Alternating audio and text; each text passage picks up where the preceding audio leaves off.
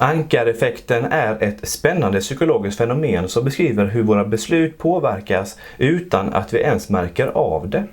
Så låt oss kika närmare på vad ankareffekten är och vad forskningen säger om den.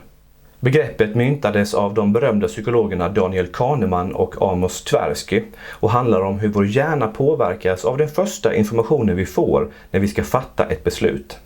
När vi ställs inför en osäker situation söker vår hjärna efter en referenspunkt för att fatta beslut. Denna initiala information fungerar som ett ankare och påverkar alla efterföljande bedömningar och beslut. Den första information vi får, oavsett hur relevant den är, blir detta ankare. Vår hjärna justerar sedan våra bedömningar baserat på detta ankare, vilket kan leda till att vi fattar beslut som inte är helt rationella. Ankareffekten är en kraftfull kognitiv bias. I ett klassiskt exempel så bad Kahneman och Tversky deltagare att snurra ett hjul mellan 1 till 100 för att sedan uppskatta antalet afrikanska länder i FN.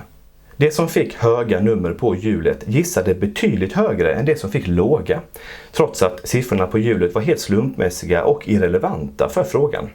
Låt oss ta ett annat exempel. Föreställ dig att du ska köpa en bil och säljaren säger att den kostar 200 000 kronor.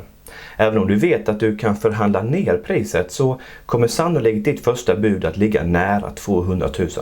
Detta pris fungerar som ett ankare och påverkar din bedömning om vad bilen är värd, även om du hade tänkt att betala mycket mindre från början. Så hur kan vi förhålla oss till ankareffekten? Först och främst, var medveten om att den finns. När du ställs inför en situation där ett beslut ska tas, ta steg tillbaka och fråga dig själv om din bedömning kan ha påverkats av den initiala informationen. Försök att samla oberoende information och jämför olika alternativ. Genom att vara medveten om ankareffekten så kan du fatta mer informerade och rationella beslut. Hoppas du lärt dig något nytt om ankareffekten och hur den kan påverka dina beslut. Och kom ihåg, i nästa förhandling, se till att du är den som kastar ut ankaret.